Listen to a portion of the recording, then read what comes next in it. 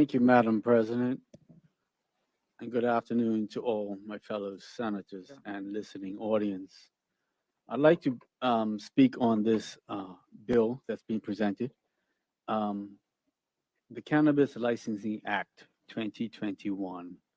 Um, what I would like to say, Madam President, what this bill is progressive. Um, this bill is a direct response from a responsible government who's answering to the electorate. Uh, what this bill is not speaking to the legalization of cannabis. I've heard members and others speak of cannabis as a drug. Cannabis is not a drug.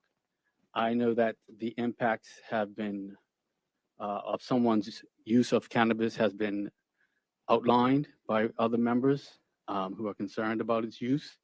I would like to point out that alcohol, although this bill does not speak to it, has damaging effects, and it's a toxic that's used by persons of 18 years and older. I believe that regulation is the key. The illicit drug use is a target of that regulation. I don't know personally any drug dealers myself. However, so I don't know what they would actually speak on and how much money they're charging for the illicit use of a trade of this cannabis. So I can't speak on that as freely as other members may be able to. I would like to speak further on a narrative that I've heard. This narrative that has been spoken, it speaks to the this bill is not for you. I'd like to seek some clarification of who that you is. I'm not sure if we're talking about two Bermudas, where some section of Bermudians this bill is for, and I'm not sure if it was meant that another particular section of this Bermuda this bill is not for. I can say confidently that this bill speaks to the availability of an opportunity for all Bermudians. And the opportunity that I speak of is it's an economic opportunity for those who want to divulge in the entrepreneurship of it. So I'm not sure exactly who the you are. So maybe members who have spoken that and could clarify who that you is that is not for. I believe that it's a bit disrespectful, demeaning, and separatist of a statement to say that this bill is not for you. The interested persons will do whatever they must do to establish a business under the regulatory processes that this bill would allow for. I believe that if someone's interested in entering this industry to establish a business, they'll do whatever they have to do to start that business up.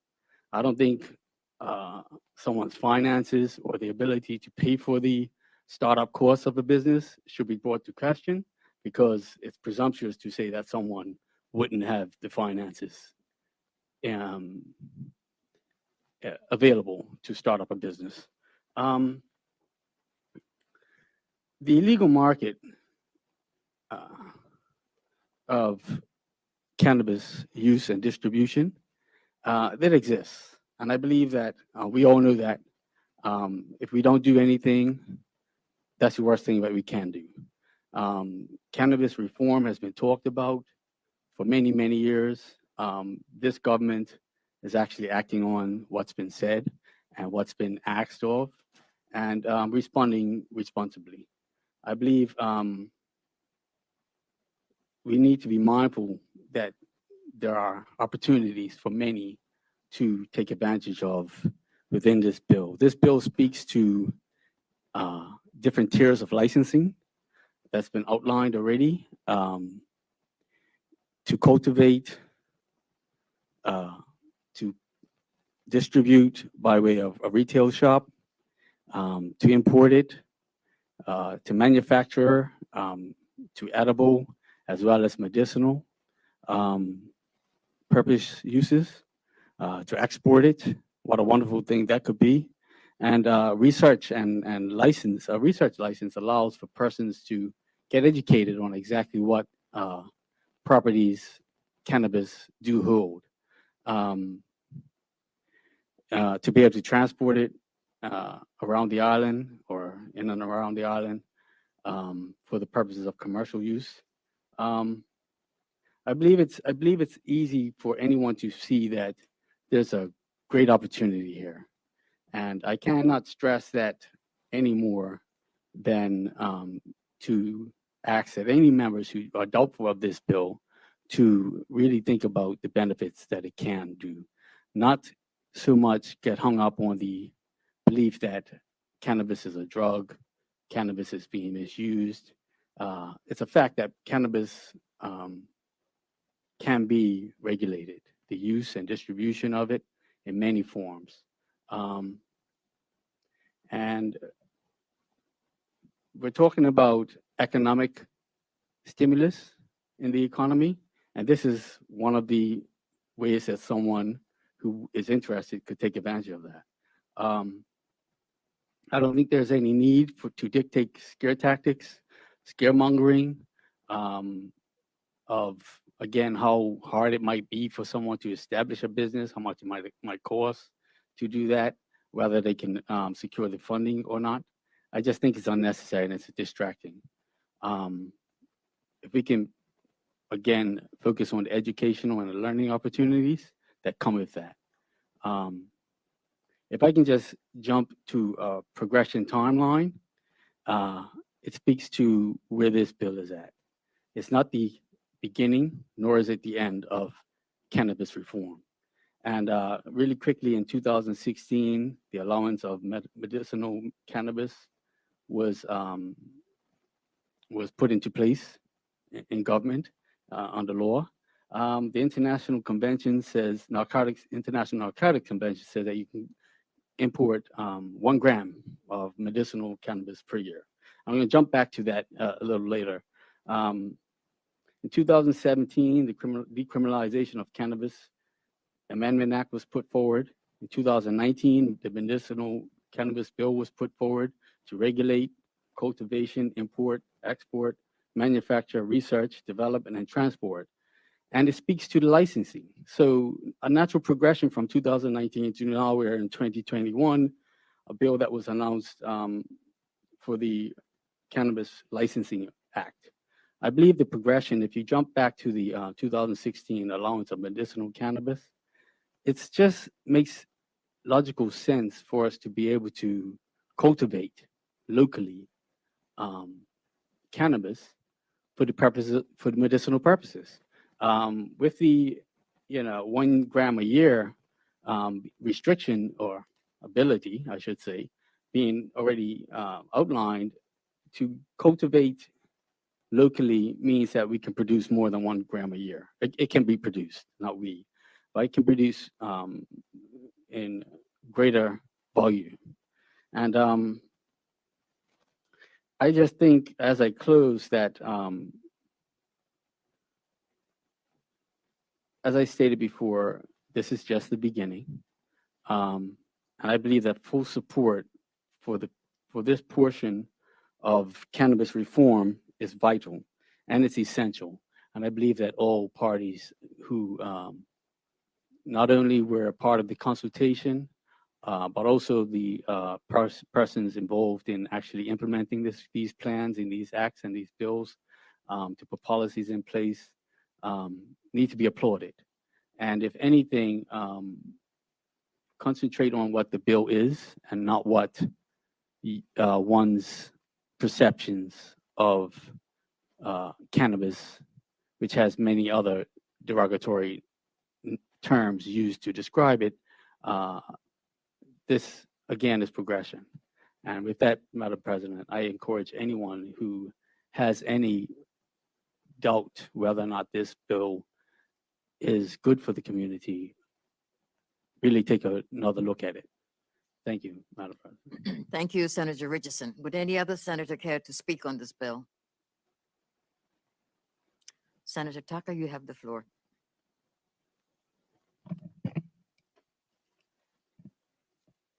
Good afternoon, Madam President. Good afternoon.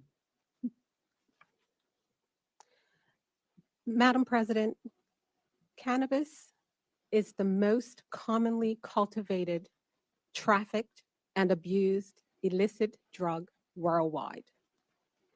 This bill establishes a cannabis licensing authority to control the cultivation, manufacture, sale, import, and export of cannabis and medicinal cannabis.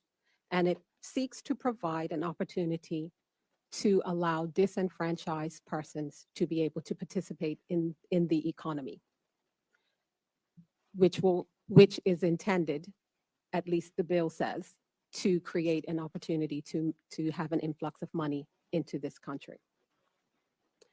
Madam President, there's no need to continue to talk, from my perspective, to continue to talk about the benefits of medicinal cannabis. We all know that medicinal cannabis is available in Bermuda for people that have medical challenges.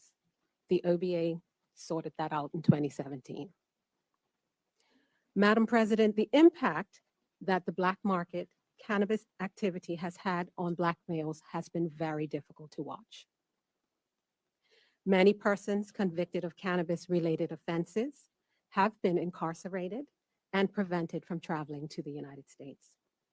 They've lost employment opportunities, educational opportunities, sporting opportunities, and other positive travel opportunities available to them. I personally know of someone who got caught with a joint when he was 19 years old. He's now in his 30s. And he has a father in the US, and he's been trying to get a green card to go. He can't. Or at least at this point, he can't. It's been trying for years. The government, Father, wishes to make cannabis cultivation, its use and distribution legal, without directly addressing the issues of those who have already been negatively impacted by the justice system. In order for someone to be able to establish a real profitable cannabis business, it will take significant time and financial investment to develop a cannabis, particularly a cannabis export business. They will need facilities for research, proper testing facilities, packaging facilities. They'll need to hire specialized expertise. That expertise is unlikely to be found in Bermuda. I've done some research, and conservative estimates start at around $250,000 to establish a cannabis export business, a cannabis recreational cannabis business. Who has that type of money? Certainly not the everyday people that have been caught, like the person that I've been mentioning with the joint. The everyday person that may be involved in the local black market, I highly doubt will have $250,000 at a minimum to start a cannabis business. So is this corporate cannabis? Time will truly tell if this bill gets passed, but I believe it is. This bill gives government control of the local cannabis industry. In effect, government becomes the primary dealer and encourages people to be in a business that has a negative impact for our mainly Black Bermudian families. So, Madam President, we have Black people selling to Black people. While there's an appetite by some to pass this legislation, there are additional matters that must be considered. There has been no mention about mandatory training for licensees and workers on the health benefits and risks of cannabis. No mention of responsible sales techniques of cannabis and cannabis products as a licensing requirement. Has there been consultation with the medical community for feedback on the health risks? I know that the Senator White did mention that one segment of the medical community has not even been consulted by the government. Some people only choose to acknowledge the benefits derived from recreational cannabis, but we must give attention to all the associated risks. Several of them have been mentioned here today. THC, tetrahydrocannabinol, is the property in cannabis that's responsible for making you high. It can impair safe driving, it can impair safe driving, pose issues for people that are operating heavy machinery, which can lead to an increase in accidents, workplace accidents, and so on. One of the problems is that there is no test presently available to determine how much of that THC is actually in your system. So if you got in an accident, Madam President, and you had also been drinking alcohol along with your cannabis, it will be very difficult for anyone to tell whether the cannabis or the alcohol was primarily responsible for your impaired driving.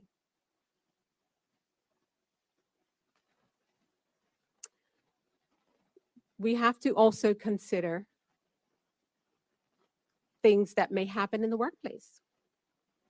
Employers that don't currently have substance abuse policies will certainly need to shore them up. Employees may see regular and more randomized drug testing.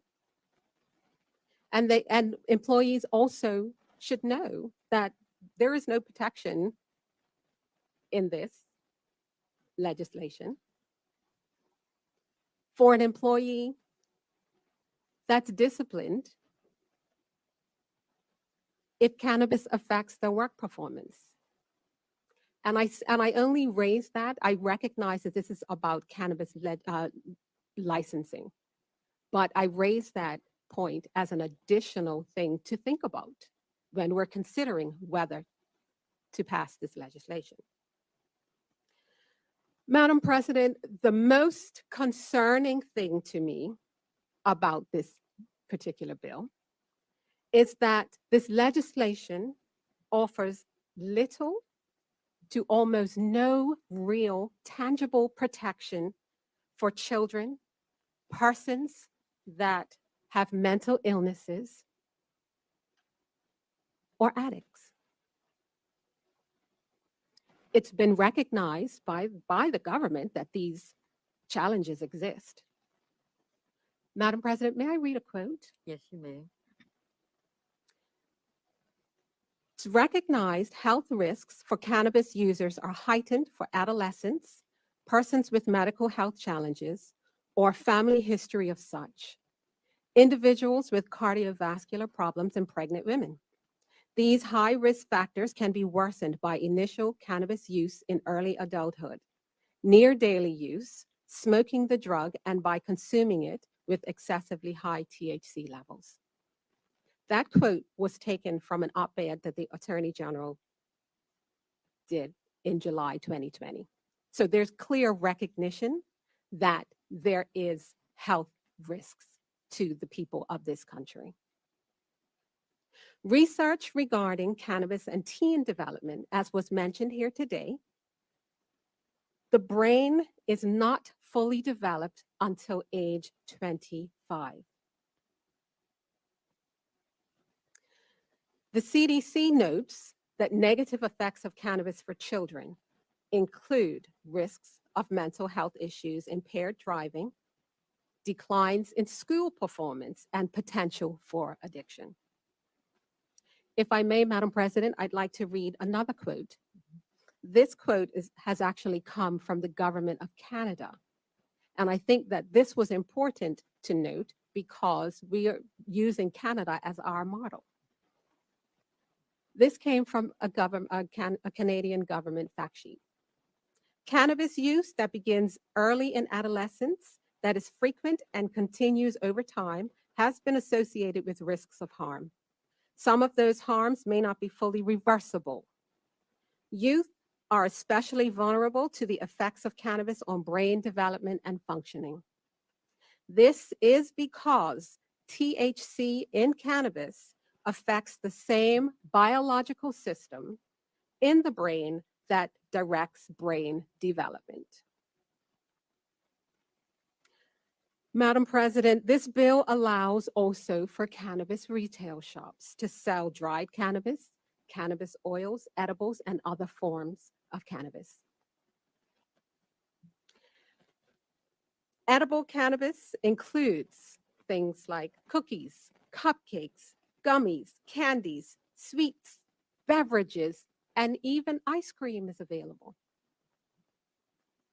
Will the shops check every single person's identification to ensure that they are more than 21 years, or it should say 21 years or older?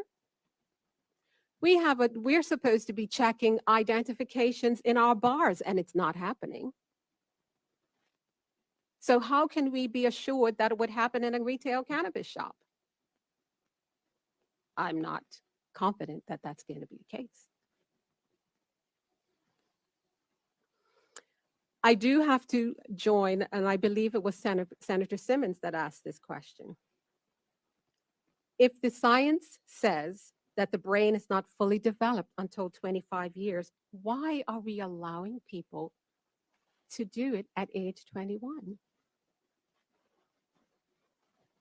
Now, in case you're wondering if I'm going off on a tangent, I'm not, because I'm coming back to the edible cannabis point that I was making. Edibles are ingested and are alternatives to smoking or using cannabis in other types of ways. One of the important things to be aware of is the fact that edible cannabis, the effects of the THC in the edible cannabis may not be seen and are often not seen right away. So someone could be high after having edible cannabis as much as 8 hours after they've had it. That is a huge concern. Also, as it relates to edible cannabis, because, as I said, it could be cookies, it could be candy, it could be anything. We run the risk of even children mistaking it for something that is a normal and a proper food for them to eat. There are serious health impacts for young children who ingest cannabis edibles. I found a study that came out of Colorado. The rate of marijuana exposure in young children, many of them toddlers, they found increased 150% since 2014 when recreational marijuana products went on the market legally. The legislation also doesn't say a whole lot about mandating child-resistant packaging and applying appropriate warning labels to ensure that our children are not adversely impacted. Now, Madam President, it's no secret that our young people, our adolescents, and our young adults are using cannabis in Bermuda. Whether they're smoking it, vaping, dabbing, using a shatter method, eating, or drinking it.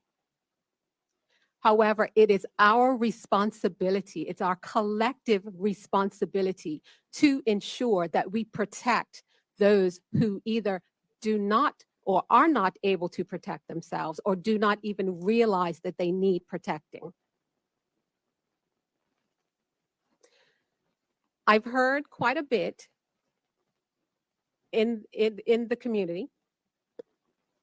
People have made comments that parents need to educate their children. And that is 110% true. However, Madam President, if we're honest, not all parents are responsible. And some parents need to be educated themselves on the potential harmful effects of cannabis. We have people in this country, we have parents in this country that are using cannabis with their children. We need to tell the truth about what's happening here. Some parents have introduced it to their children. I know of a little child who is 5 years old who's taught how to roll a joint. Not everybody is responsible.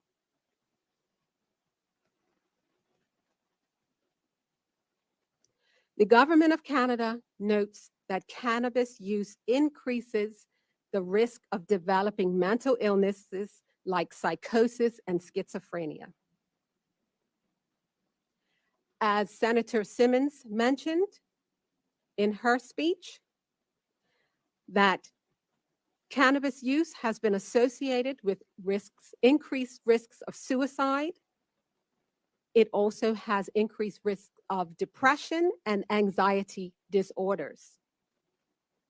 Now, Madam President, despite some of the myths that are going around about whether people can be addicted to cannabis, they can be addicted to cannabis. There is actually something in the DSM-5, and just to let people know what the DSM-5 is, it's the Diagnostic and Statistical Manual that the American Psychology Association uses to diagnose mental disorders. The DSM-5 includes a disorder called cannabis use disorder. So it can be addictive and also a psychological disorder. Madam President, where are the local social and mental health cannabis impact studies? Have we investigated whether there's a correlation between poor educational outcomes, suicide rates, road traffic accidents, or mental health and cannabis abuse? These are just to name a few of the current social harms that we have going on in this country. The schools and social services agencies on the island are currently challenged.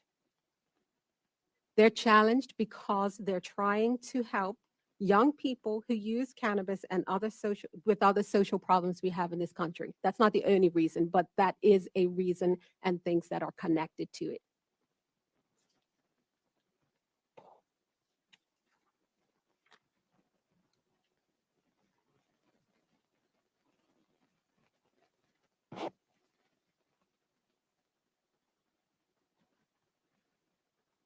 This legislation does not speak to that. The biggest problem that I have with it, Madam President, is that it does not protect our young people. It gives freedoms.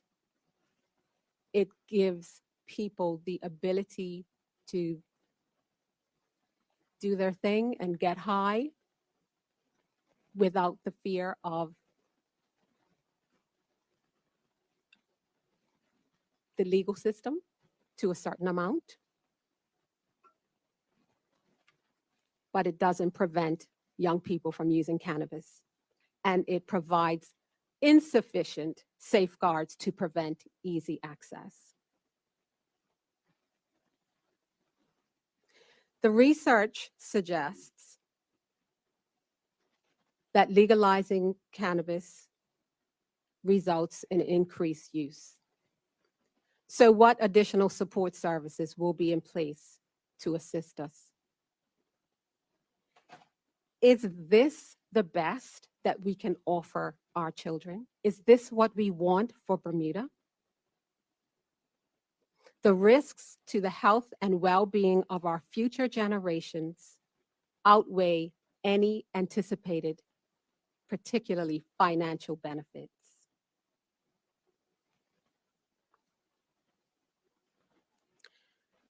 Madam President, while my comments may be seen as maybe even overly negative by some,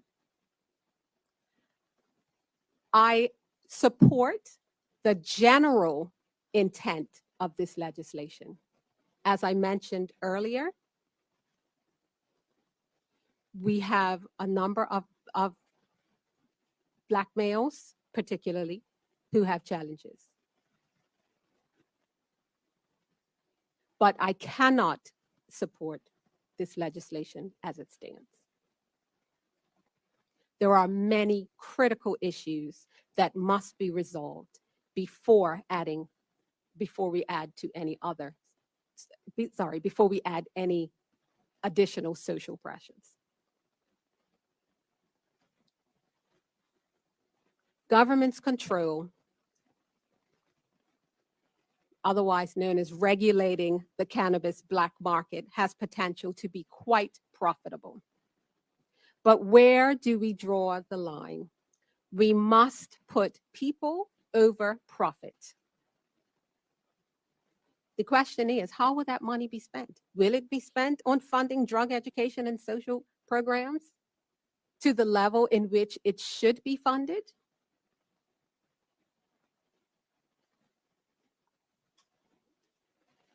Madam President, the country already struggles with alcohol and substance abuse issues, physical and mental health challenges, people self-medicating, crime, limited and oversubscribed support services, poor educational outcomes, debt, job loss. The list can go on and on. The question, though, Madam President, is what side of history do we want to be on?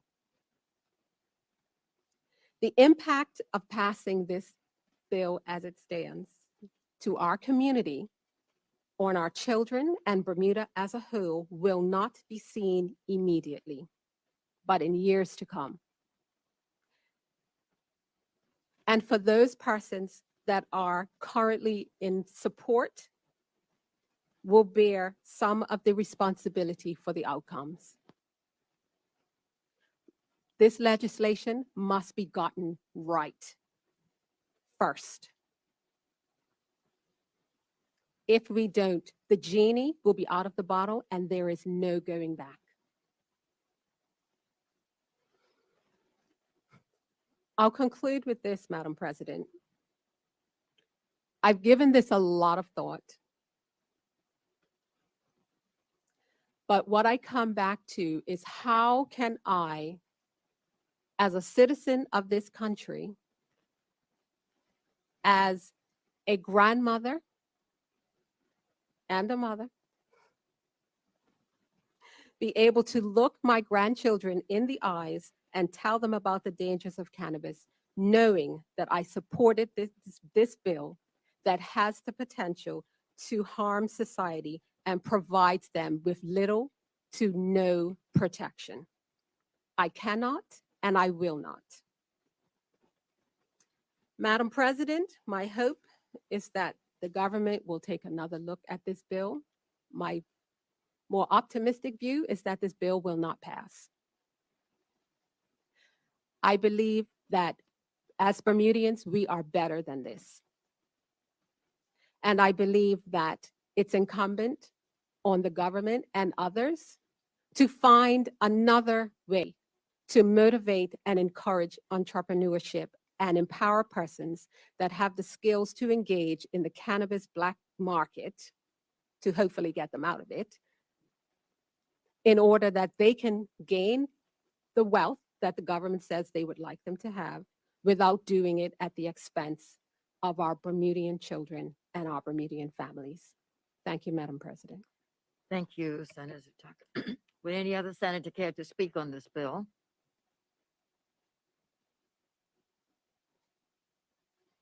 Senator Smith, you have the floor. Thank you, Madam President. Madam President, I'd like to start where this debate started in the beginning with Honorable Minister Peets laying out the fact that he has to wear multiple hats and what that means when he's trying to make contribution in this kind of debate. Because I understand wearing multiple hats. Shadow of Education, Shadow of Sports and Culture, and the National Swimming Coach of Bermuda. But all of those align with my responsibility to make sure we are doing what is best for our young people. Madam President, I waited last Friday in another place to hear the support that was going to come from very important ministries and what their position was on this legislation. And it didn't happen. The difficulty is that when you are making the kind of decision that we are expected to make today, that will have ramifications for generations to come, because we don't know. We don't know what the outcome is going to be. Because the legalization is new in a lot of other jurisdictions, the ones that we're looking to for our information. So, Madam President, I was really happy today to hear Senator Michelle Simmons speak on education and speak to the potential risks to our young people, because I expected to hear that from the Minister of Education. It is difficult for me to understand that when we are in the situation that we are in Bermuda at present, with our people lined up to get food, with our public education system having to be completely started fresh, because we don't seem to be able to get it right. And it's happened over and over again for a continuous period of time. How this becomes the priority. If you told me that this legislation was about getting our people off the stop list, then I'd understand. Because the communication that happened prior to today was a lot on that line.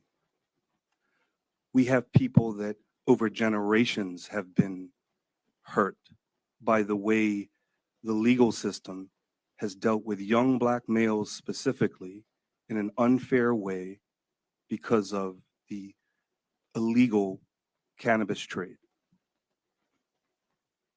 But Madam President, this bill doesn't address that. Doesn't address it at all.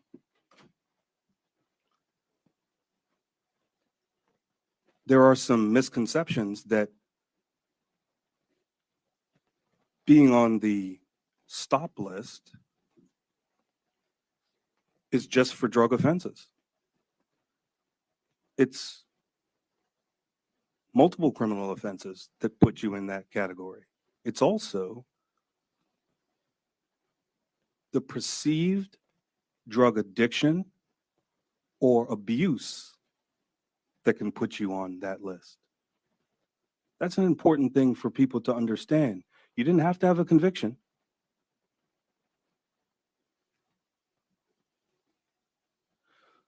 So when you look at the legislation, and there are multiple times where it talks about the penalties and how we can see, yes, some areas we will have less criminality, but we're actually increasing other areas where we could see criminality. So are we still putting our young black males on the stop list? Is that part of what we're trying to do here?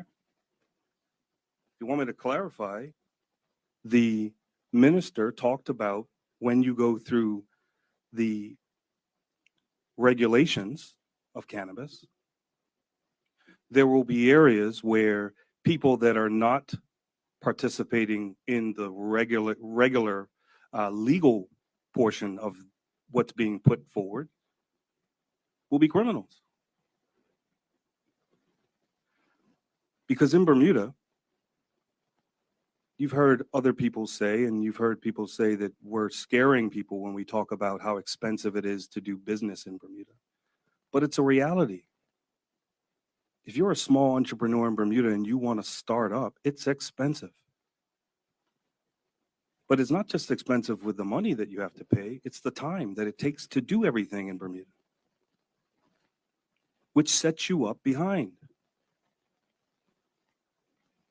But the double problem is that it also puts the advantage to the people who already have money, that already have the ability to invest, that already have the infrastructure in place, the people that have already set up all the contacts, the ones that are presently hoping that this bill pass so that they can start to make money off of giving marijuana to our people. So, Madam President, it was interesting that we didn't hear anything from the Minister of Health. But today, when we hear from Senator White some of the information that was provided to health, you can understand why. Because it doesn't fit the narrative of moving in this direction.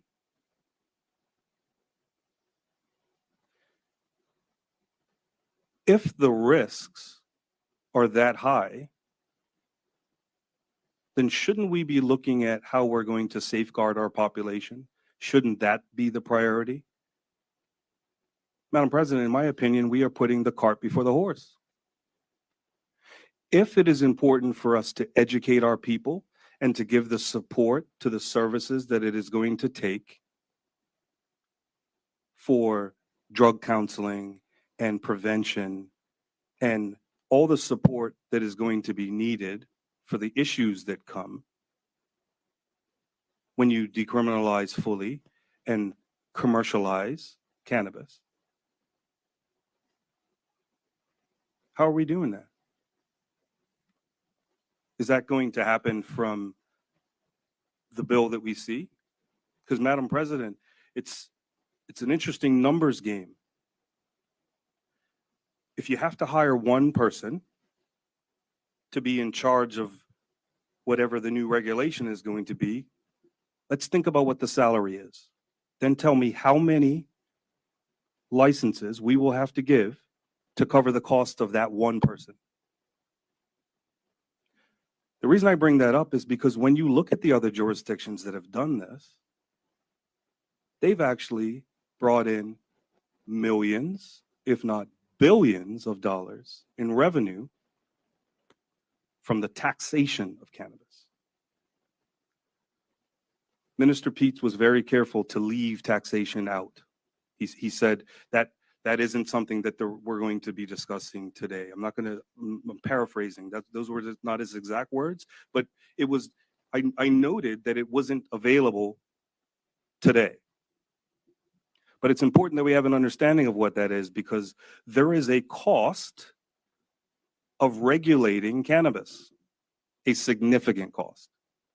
Because the millions and billions of dollars that have been brought in by California and Colorado and Canada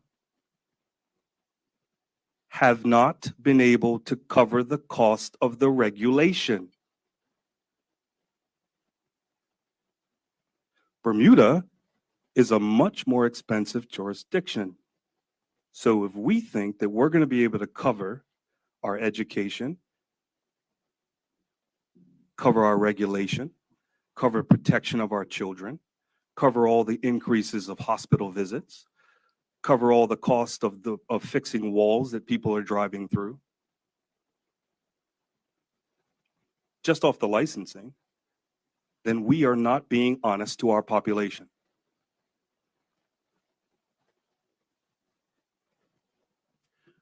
Most of the states in the United States have moved towards this because they saw the revenue of the taxation. But understand something. When you tax cannabis in Bermuda, you are comparing the black market that is flourishing today to regulated business, which already has costs associated with it to pay for your employees. If you are now going to have a brick and mortar establishment, you're going to have to pay for the electricity, the insurance. Your employees are going to have benefits that you're going to have to pay for. All of those costs will make your product look different than the black market product. But the starting point will make it look equal because we won't have a tax. But what happens when the tax comes? If I'm the person that spent all of my time and energy to put in that cannabis business and did everything that the government is expecting of me to follow all the regulations, and now I'm having to share the market with the people that are not following any of those rules, I'm not going to be happy about it. And that's when the rubber will meet the road. That's when we will figure out whether the corporate cannabis that we've created will be the ones that can challenge the system and have us criminalize the people in the black market. That same black market that is still flourishing in all the jurisdictions that everybody in here who's done their research has looked at across the globe. The black market is still flourishing.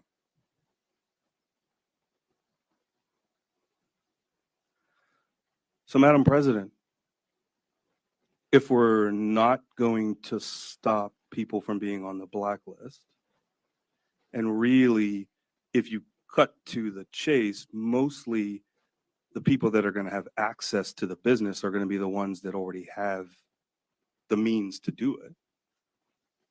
The two main points for doing this have gone away. So our focus should be on how we can prevent our young people from getting engaged in this industry, because that's the part that's a little off.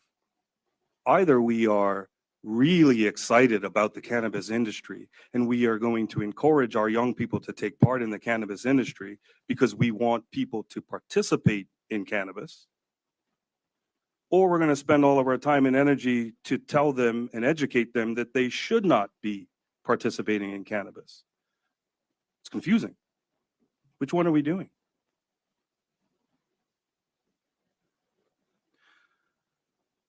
Because, Madam President, another reason why the black market is going to look at this legislation and wonder why they should change is because when you regulate it, you're going to have an expectation that, yes, you are protecting your people. So you're not going to have the same THC level. You are not going to do things the level of the black market. But, Madam President, let us not be confused. Most people, when they talk about the positive parts of cannabis, always refer to the medicinal. But recreational cannabis is about getting high. So for us to think that we're going to control the high is naive. Because the market will determine that the people that want to get high are going to find that high, which will mean that that other business will continue to happen. Why wouldn't it? Just remember, at present, we have no way of banking it. So what's the incentive? What's the incentive for the person that right now is making a lot of cash and putting it in our economy by paying for things in cash? And the new business will have the same issue.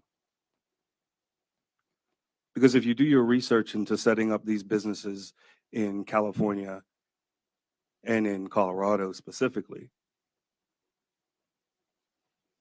I contacted a business owner and said, can you explain the details from the beginning to the end? What does it look like? Well, the amount of security that you have to provide, not only to protect your product, but to protect the proceeds because you can't bank it. So now you have lots and lots of cash lying around. Well, it seems like when we have a country that has an economy problem, you've increased the interest in a criminal activity because that's the reason you have to have all the security, because people want to take that cash cow that you've created from you for themselves.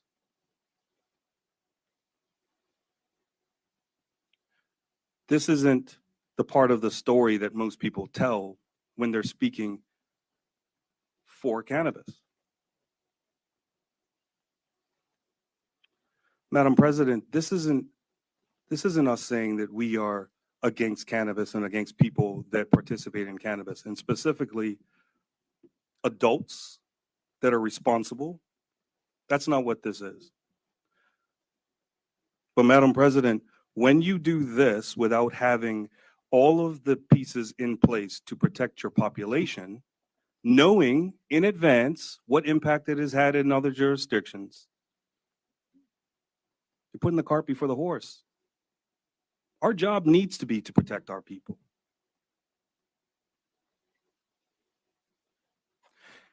And once again, for our young people. So the age is 21. Well, the age for drinking in Bermuda is 18. That doesn't stop people from drinking. But one of the things that happens with alcohol is its availability. There's wine and beer or bottles in your house, so the child has access to it when parents are asleep. And this isn't stuff that, I mean, everybody in Bermuda knows that that's the case. It happens all over the island.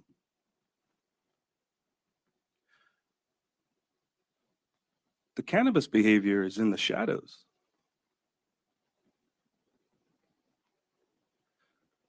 It's not in the open, and you don't have the same level of availability because at the moment you can't just do whatever you want with it.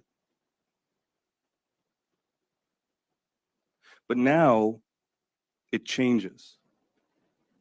And whether we like it or not, it's not always the message, but the messenger.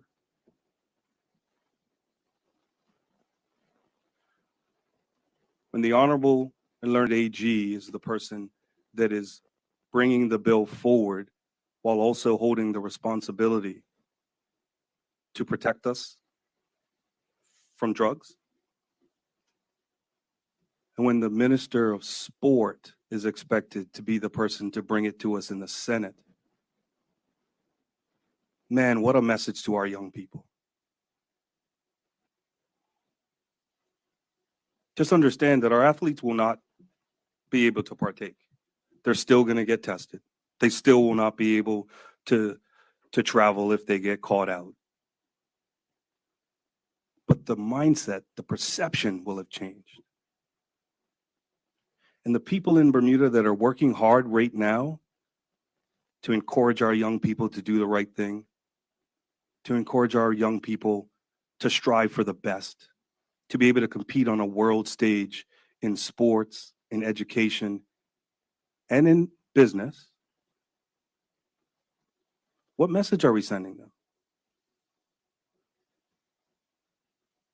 That this is our priority? How do we get here?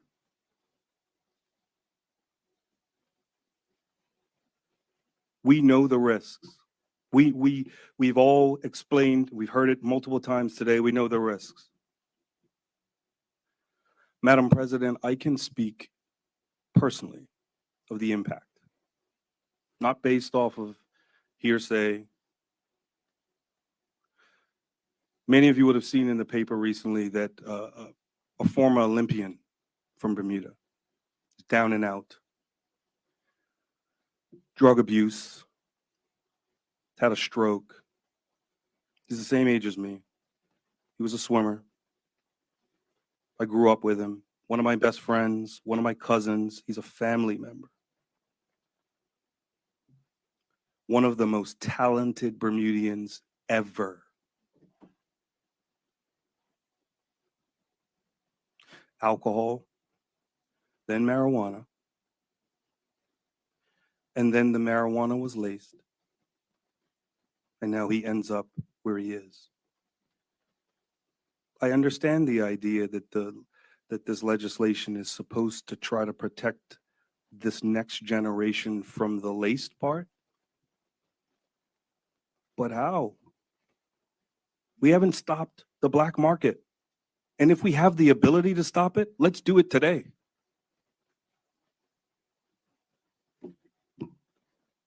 Because there were some statistics that were presented today on the consumption of different drugs. And we've heard this. I was actually shocked the first time I heard it last week in another place, but I actually heard it again today.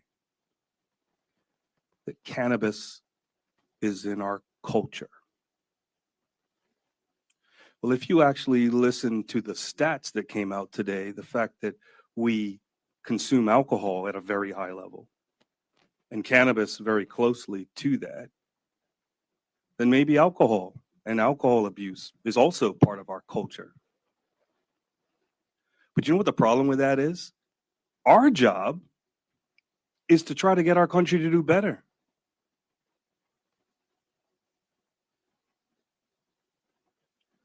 We shouldn't be going around telling everybody that the culture of Bermuda is cannabis, because now the culture of Bermuda is we self-medicate. That's our culture. But we self-medicate because, Madam President, there are a lot of problems in Bermuda. And what we're doing is making ourselves numb every day so that we don't have to deal with those problems. Well, Madam President, giving access to more things for us to numb ourselves with isn't the answer. We actually need to tackle the problems. That should be our priority. That should be our focus. Unless what we're saying is we're giving up. It's okay that our young people are drinking too much. It's okay that they're doing too much cannabis. Oh, you know what? We're going to regulate it. That's going to make it better. We should be spending all of our time and energy to educate them, to prevent that. But Madam President, we don't have the resources for that today. The people in that industry, the people that are in our support industry, they know we don't have the resources because it's so prevalent. And as the economy gets worse and the situation in Bermuda continues to go in the direction that it's going, the self-medication will continue to rise. And Madam President, the question that we have to ask is corporate cannabis going to help that or slow it down? Because, Madam President, I think that what we should be doing in this Senate is trying to prevent that negative impact on our population. Because guess what we do? We have sin tax every year. We're going to increase the tax on tobacco and we increase the tax on alcohol. And it's supposed to be a way for us to reduce the consumption of those. But the truth of the matter is it just becomes money that we dump into the pile. And the behavior stays the same. We added one. We added sugar tax because we have an unhealthy population. We didn't do the education first. We didn't try to fix the problem first. We taxed it. Once again, we've moved to the money side of this first.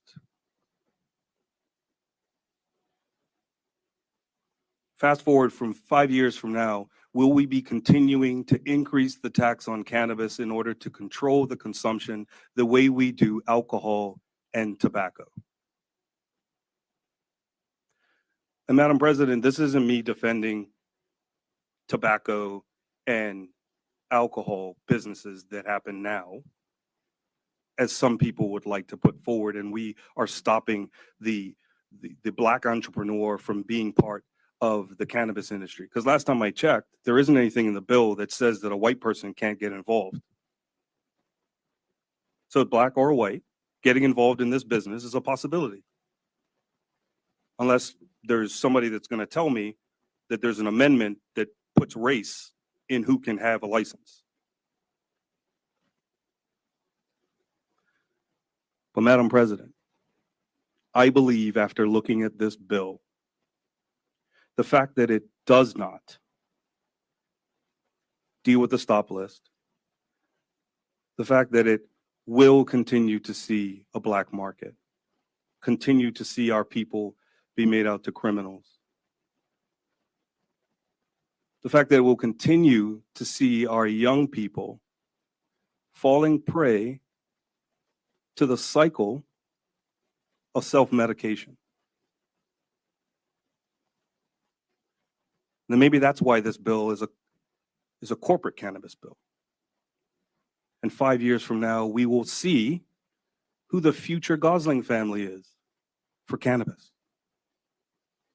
Because other than that, it doesn't make any sense how we got here.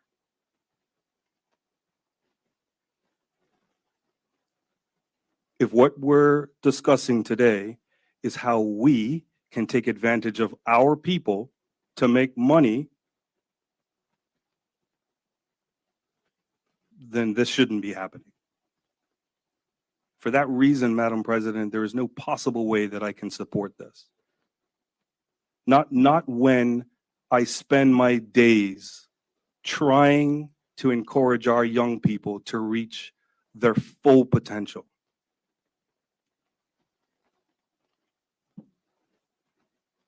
That should be our goal. Because if we can get our young people to reach their full potential in education, in the workplace, that's how Bermuda's going to get out of our issues and start not just surviving, but thriving. We cannot put another obstacle in their way. Thank you, Madam President. Thank you, Senator Smith. And before I ask if another senator wants to speak, I would just like to acknowledge the presence of Mr. Cole Simons, the opposition leader. Welcome to the chamber, sir. Would any other senator care to speak on this bill?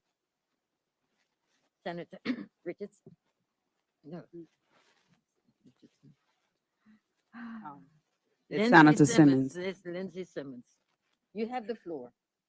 Thank you, Madam President. First of all, I would like to thank the AG and her team for bringing this bill forward. It's definitely needed, and it's actually disappointing to see the other members opposing this bill.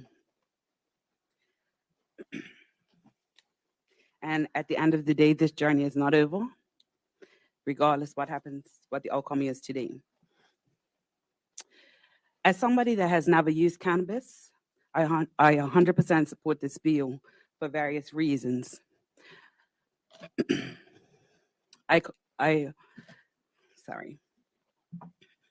believe that cannabis should be allowed under the government's regulatory powers in Bermuda under the current legislation. Cannabis is a plant and is natural. That could help many lives if it becomes regulated. One of them is to reverse the preconceived notions, remove unfamiliarities, and to educate people on the known and unknown about cannabis. Over the years, I have constantly been an advocate for young people within the community, and I have seen several of them caught up in the system because of minor cannabis offenses. This legislation aims to protect our children. As a community, any policy on cannabis has to primarily consider the potential that impacts our children and young persons. The government fully shares in the public's uneasiness about the potential negative impact upon young people. Our young people's attitude to cannabis are generally responsible. They largely perceive that smoking cannabis sometimes or frequently is harmful. On average, 18% of school-age kids report that they have used cannabis in their lifetime. According to them, cannabis is easy to obtain. Young persons are more likely to use cannabis at a friend's house, at home, or at a social event. Most young people who admit to using cannabis have smoked it. This bill,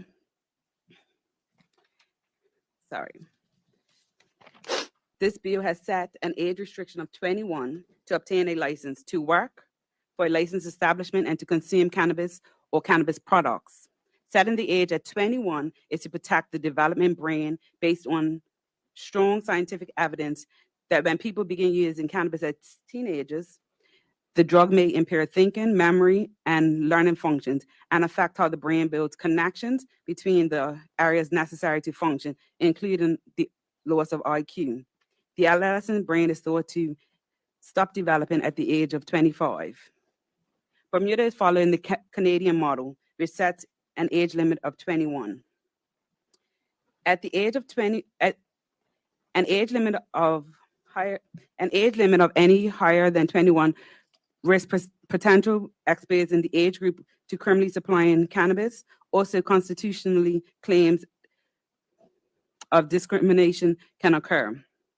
Madam President, the National Institute of Health is undertaking a 10-year scientific study called the ABCD study on adolescents' brain, cognitive development, and substance use, including cannabis. The result of this study will give greater certainty about the harmful effects of cannabis on adolescents' brain and cognitive development. This licensing regime will also include restrictions on promotion and packaging of cannabis directed at youth. Additional express provisions placing restrictions on packaging of cannabis and cannabis products so that they are not seen to be appealing to youth, which will be legislated. Until the medical research is conclusive, the intention is to take a cautious approach for our young people, reducing the age limit for cannabis among adolescents and young adults. The Cannabis License Authority will work in partnership with the Department of National Drug Control, DNDC, to develop the educational programs for school-age persons and emphasize on personal responsibilities and to promote abstinence. The DNDC will continue to monitor and track cannabis use data among young people and adults and supply reports to the minister responsible for drug prevention. Cannabis use public awareness campaigns will be focused in the same way as alcohol. As you see, Madam President, alcohol is a huge problem in Bermuda. And we feel that the black market of cannabis needs to be regulated as well. The criminal offenses related to providing cannabis to a person under the age of 21 with penalties is also included in the regime. So we are looking to protect our young people. Unlike what my fellow senators are trying to say. Young persons found in possession of cannabis will be automatically diverted into a substance abuse training or treatment program. To protect the public from dangerous strains of cannabis, the minister may restrict the sale, supply, cultivation, import, or manufacture of certain strains of cannabis or medical cannabis. These and other protection measures will continue to evolve as the regulatory regime is to enhance the additional regulations. The minister will be responsible to keep the operations of the act under review. After 2 years of the law being in operations, the minister is responsible for conducting a comprehensive review and reporting to the legislator. Madam President, in addition, a fair legal system would be what the government looks to move the cannabis sales out of the streets that are being dominated by criminal activity. our Black men are being disenfranchised, and continuing this line will only disenfranchise them more. Regulating it will help to stop disenfranchising our Black men. By regulating the market, we can begin to ensure that criminal groups and gangs do not make millions of dollars in profits every year. And their strict regulated sales could safeguard people from consuming cannabis polluted with other dangerous. Point of order, Madam President. What is your point of order? My point of order is as good and as well as the senator's doing. It appears that she's reading more than she's actually giving a speech. And I'd like for you to arbitrate that. Thank you, Madam President. I'm giving her the opportunity to Thank you. read. Um, Carry on, Senator Simmons. and this will safeguard our young people. Now is the time that we are progressive as a country and we regulate the recreational use of cannabis. I believe that this bill needs to be passed, and I hope that the other senators on the other side will realize that this is the only way forward. Doing nothing and continuing down the same road is not helping Bermuda. So passing this bill is something that needs to happen. Thank you, Madam President. Thank you, Senator Lindsey Simmons. Would any other senator care to speak at this time? Senator Hudson, you have the floor. Thank you, Madam President. Madam President, when I look back at 2017 and I think about the full support for passing the Decriminalization of Cannabis Amendment Act, which decriminalized simple possession of up to 7 grams of cannabis, I'm a bit confused about the reluctance to support this bill. While it is unfortunate that we can't tell where exactly the opposition senators stand, given their hesitancy to take a clear position, I am not surprised. Once again, the opposition has failed to give any substantive recommendations on how this legislation could better serve our people. And when I reflect on the comments from the governor's senators, I can't help but wonder what they've done as educators and healthcare professionals, to address the issues that affect our young people. Madam President, given the misinformation shared today, I think it's important to highlight a few items. 1, there are protections with further regulations to come. 2, health professionals were consulted. And 3, we are not here to debate whether or not cannabis is bad or good. Madam President, in light of the comments made by the opposition senators, I'm also concerned about their perception that the average Bermudian cannot compete in this space. I want to make it clear that if persons have figured out how to illegally import cannabis over the years, that my Bermudian people can start and grow legal businesses in this new industry. Madam President, over the past few weeks, I've heard comments that suggest that this bill will expose our children to cannabis, that this government supports the use of cannabis, and that our government simply wants to make money off of this new industry. Besides the fact that our children are currently being subjected to the effects of an illicit market, I want to make it clear that there are no taxes provided in the cannabis licensing bill, and that this government is actually excited about giving persons the best opportunity to succeed in the initial phases. In that same breath, a profitable motive is not a bad decision. And if the government can make money off of a good idea, I believe that we should explore it. Madam President, there are also those persons that believe that this bill will lead to a drastic increase in consumption amongst Bermudians. And this is simply not the case. There is no evidence to suggest that the introduction of a regulatory framework will increase the number of users or that the amount that they consume will increase. If you don't use cannabis, Madam President, it's because you don't want to. It's not because it's illegal. When our party released our platform last year, we committed that following extensive consultation, Bermuda's new cannabis industry would soon take shape. Madam President, we promised that we would structure the regulation of cannabis to protect our children and create economic opportunity for all, and that the additional revenue generated would be invested in marginalized communities. We also pledged that all Bermudians who have been negatively impacted by cannabis prohibition would be able to apply for a license and participate in this new industry. As noted in our third speech, we are making good on our promise to bring this Cannabis Licensing Act to the legislature in this session. And so again, I am challenged when I hear persons pushing a narrative that suggests that this party would hide behind a cannabis licensing bill to push our ideals on independence. Madam President, the debate around the legalization and regulation of cannabis began way back when it was first prohibited. And so it's no surprise that we're here today. As most of us are aware, cannabis is the world's most widely used illicit substance. Bermuda is no different. While there are those who point to the dangers, including the possibility of abuse and addiction, particularly among young people, we have to acknowledge the fact that the perceptions of cannabis have changed drastically over the years, and that we now better understand the endless uses of this plant. Madam President, the truth is that when we look around our island, persons both under and over the age of 21 are both using and cultivating cannabis. This is exactly why we are exploring the regulatory framework. This isn't about encouraging or discouraging its use. It's about the need to set parameters. Madam President, while we acknowledge that there are public concerns about the children, I do believe that we have an opportunity which begs a responsibility for us to educate our children on the truths of cannabis. Much like we teach our children about swearing, alcohol, and the effects of media consumption, we need to be able to talk to our children about cannabis and other grown-up activities. Madam President, I was actually visiting a bookstore last year and came across illustrated children's books about cannabis.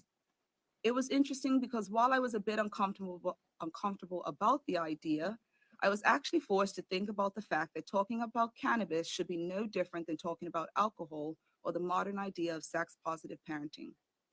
Madam President, we're all adults here. The truth is that when we as adults hide something from our children, it suggests that we're doing something wrong. And by avoiding these important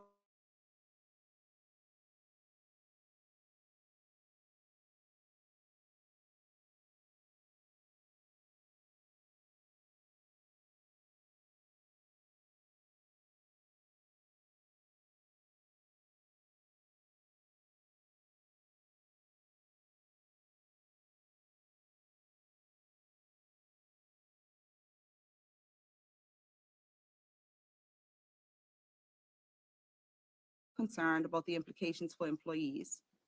Many employers maintain zero tolerance policies on using drugs in and outside the workplace, and naturally don't want their employees showing up to work intoxicated. Do not be misled.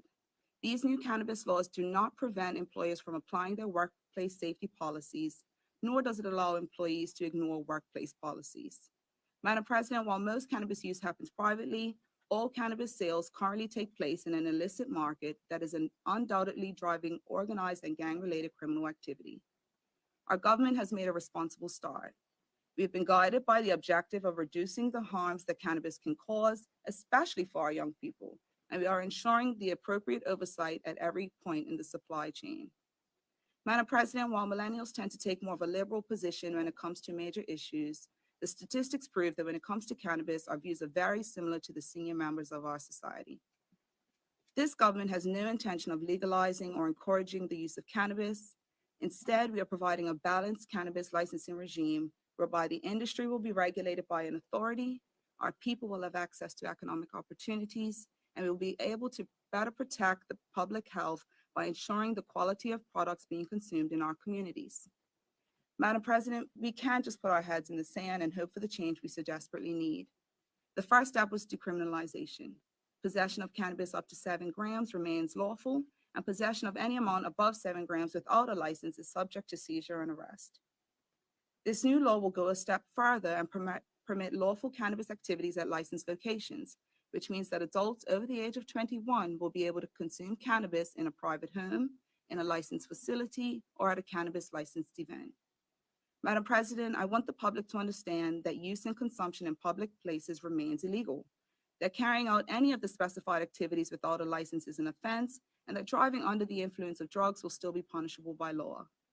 Cannabis retail shops will not be allowed within 100 feet of a church or school, and planning and zoning laws will still apply to cannabis retail shop locations. And so, Madam President, while this legislation may not be perfect, I do hope that you'll support this government's efforts to set up a regulated framework for a cannabis industry complete with licensed activities and responsible cannabis use for adults. To the young entrepreneurs, the elders, and the members of Constituency 23 who are looking forward to the passing of this bill, I ask that you stay tuned. While the lack of support is disappointing, it is consistent with the historic narrative that has never benefited our people. Rest assured that this journey has just begun. The democratically elected representatives of the people fully support this bill, and I have hope that we can move this legislation forward in the best interest of our people. Thank you, Madam President. Thank you, Senator Hartzell. Would any other senator care to speak on this bill? Yes, Senator Darrow, you have the floor. Good afternoon, Madam Good President. afternoon. Good afternoon to the listening audience. Good afternoon to the Attorney General. Good afternoon to the opposition leader. Good afternoon to the officers that are in these chambers today to assist with this debate. First of all, Madam President, before I get into some remarks that I've jotted down over the last couple of days, weeks, months, in preparation for this debate, I'd like to just touch on some of the points that I've heard in this debate that has been going on for the last couple of hours. First of all, Madam President, cannabis is a plant. And if you look on Part 1, Section 2 of the bill that we have been debating today, it states, all parts of the plant genus cannabis. It is not a drug, Madam President, it is a plant. I don't like the use of the word or the term black market. I don't know. I just don't like it. But we've heard that all day from other senators that have been debating today. I like to use the term illicit or illegal market. Also heard the term floodgates mentioned. And I'd like to say, exactly.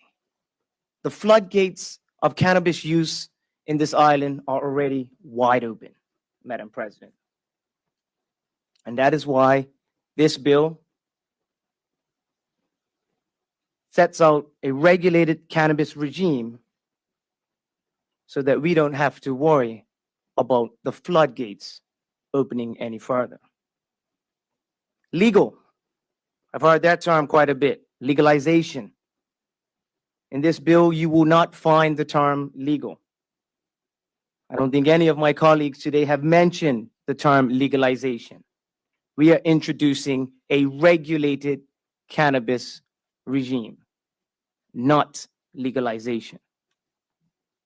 There's been a lot of talk about money, more money. One senator says, quote, the dealers I know will not be able to afford to join the regulated market. Well, that's probably part of the problem that we've got senators fraternizing with drug dealers. Leave that for a little later. Stop list. We've heard much about the stop list and how we're going to get people off the stop list. Well, let's start here. How do we stop our people in this country? Because I haven't heard Bermuda mentioned a lot in this debate. How do we stop our people from getting on the stop list in the first place? And we can worry about how we're going to get them off. But I think that there's a bill that's going to come on Friday that will speak to that in another place. Safeguard, safeguard, safeguard, safeguard. We've heard it all day. I like to ask this question. How well are we currently safeguarding individuals from consuming cannabis in our island at present? Is doing nothing going to stop students from consuming cannabis in our school bathrooms, in our school stairwells, on their walk to Hamilton, hanging out in the car park? I don't think so. Take safeguards a step further. I heard another senator in our debate today, may have been a candidate in constituency 7 where I live, brag about how she knows of a 5-year-old who knows how to roll cannabis.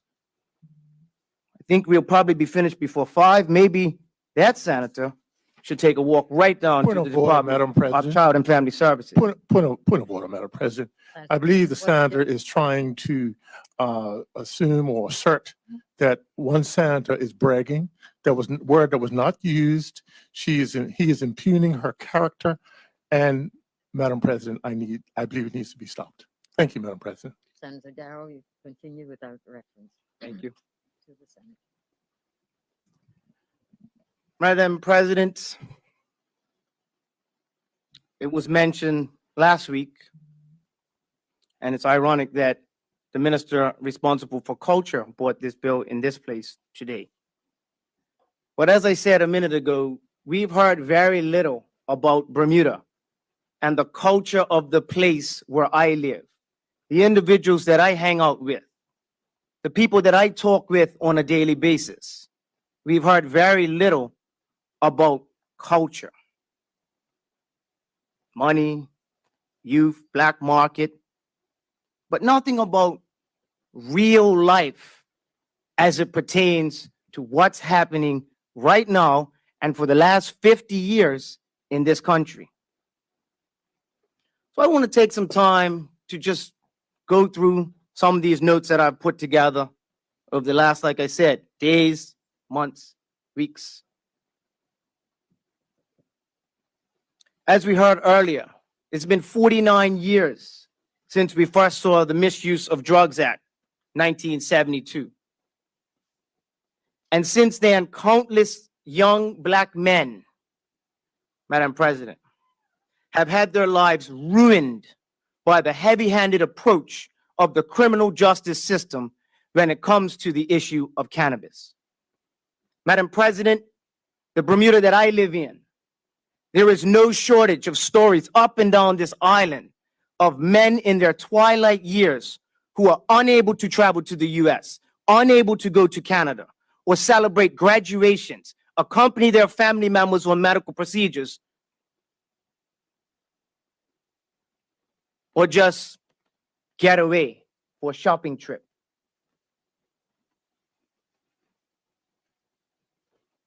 I want to pause and tell a very, very sad story of a young lady who went to school with me. I don't know when it happened, but got in some trouble due to cannabis. I never knew this, but at some point must have been added to the stop list. I got a call in my professional capacity one day saying, "What can you do to help your school friend?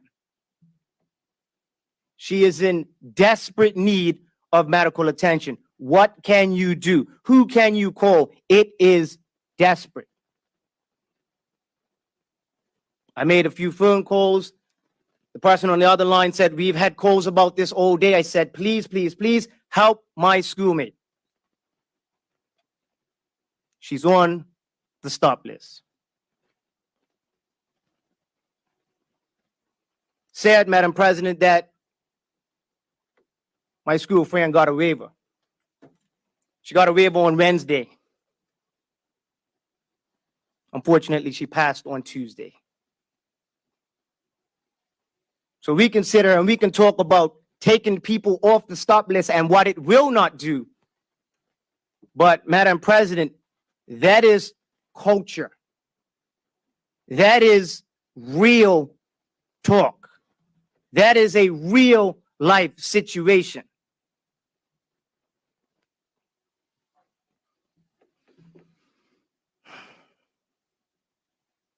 Madam President, there are young men in this country who have used small amounts of cannabis. They've gotten caught. They've been sent to jail. They paid their debt to society, only to re-enter a society with more shackles than when they were actually incarcerated. I've heard recent accounts of individuals, yeah, they call me all the time,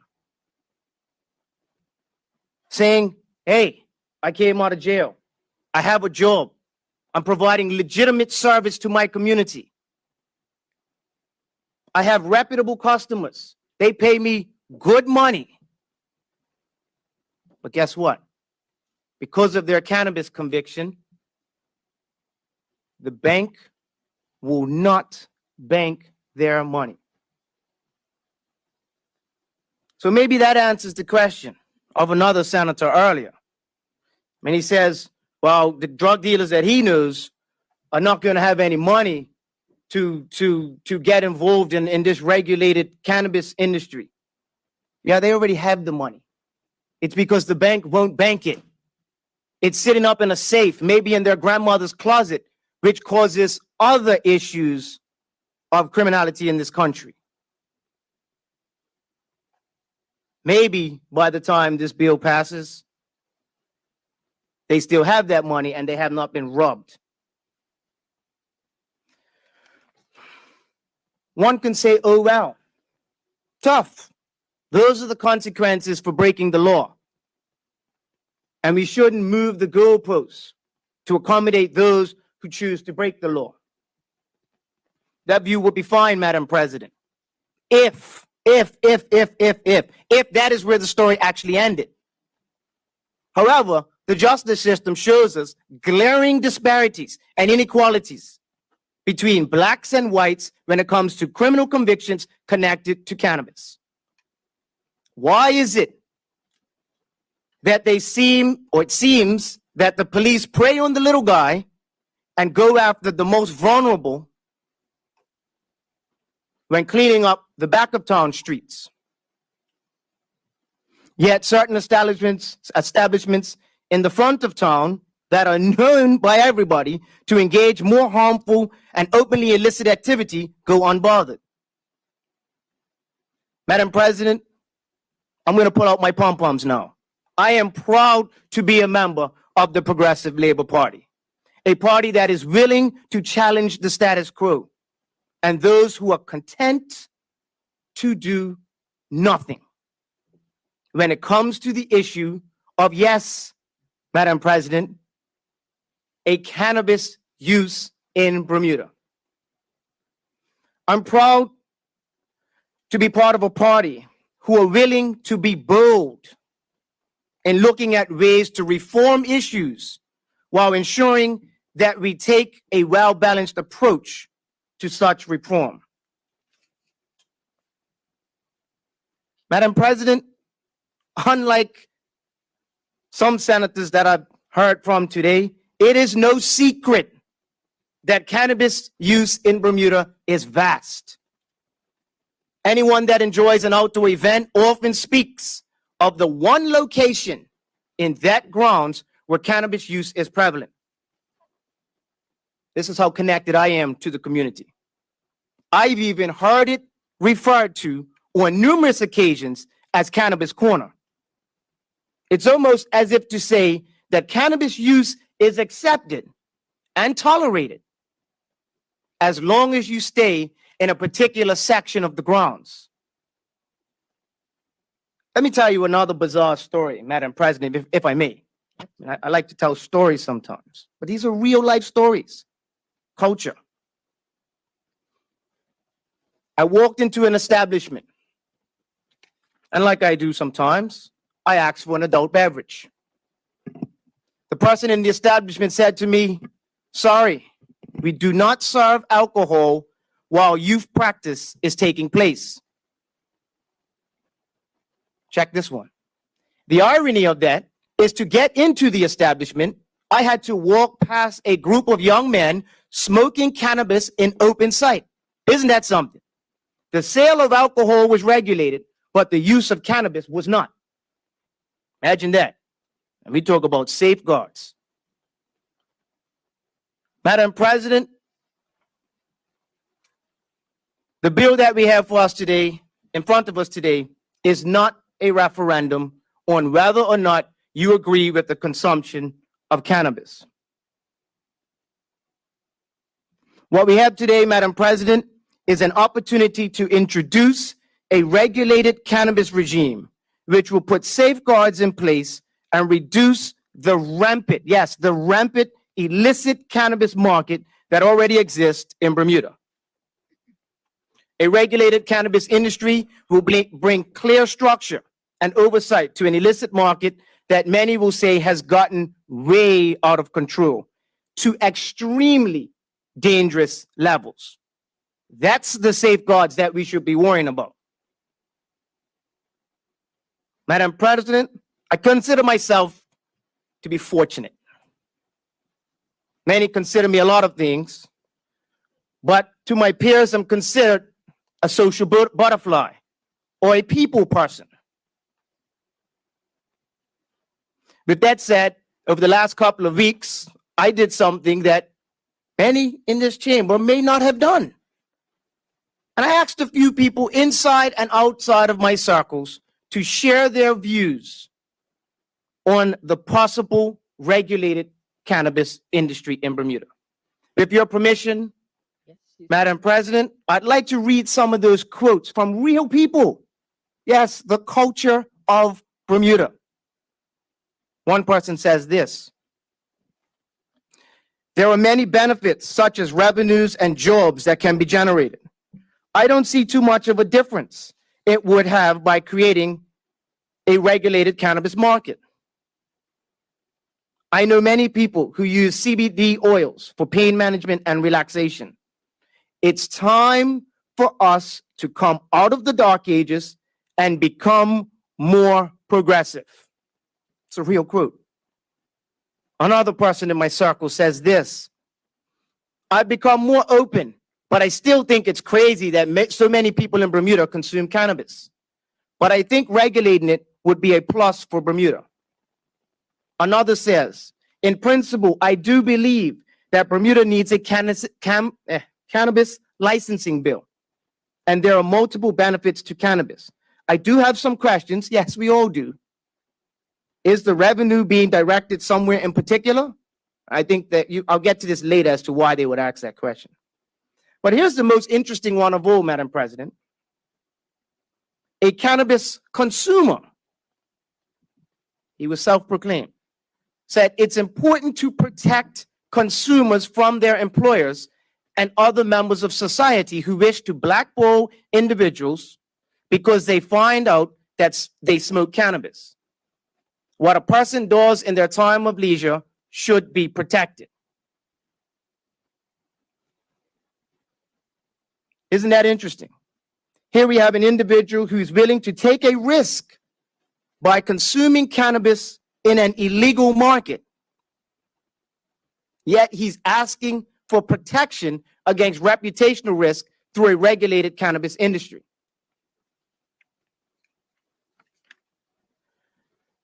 Madam President, each one of these individuals, as I chose to have a chat with, in the words of Lord Necktie, are not diddly-bops.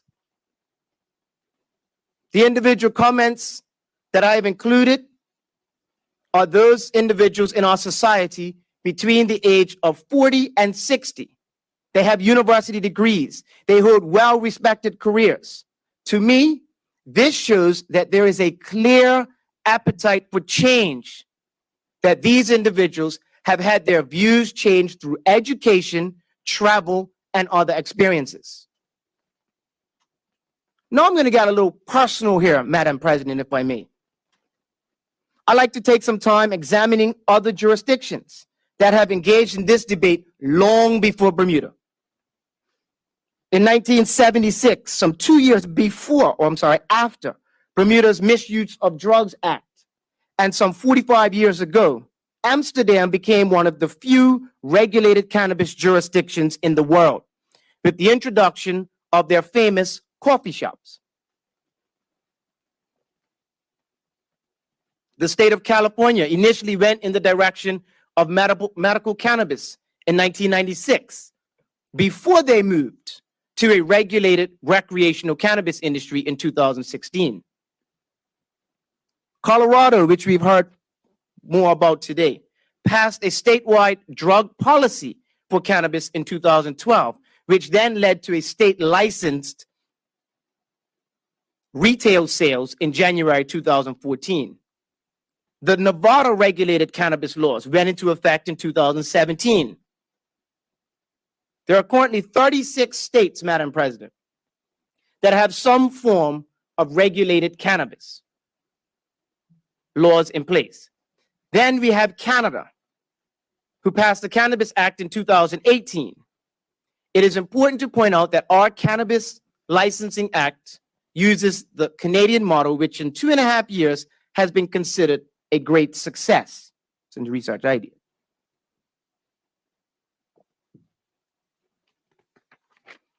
Why is Bermuda, as we are in so many other aspects, so late to the party?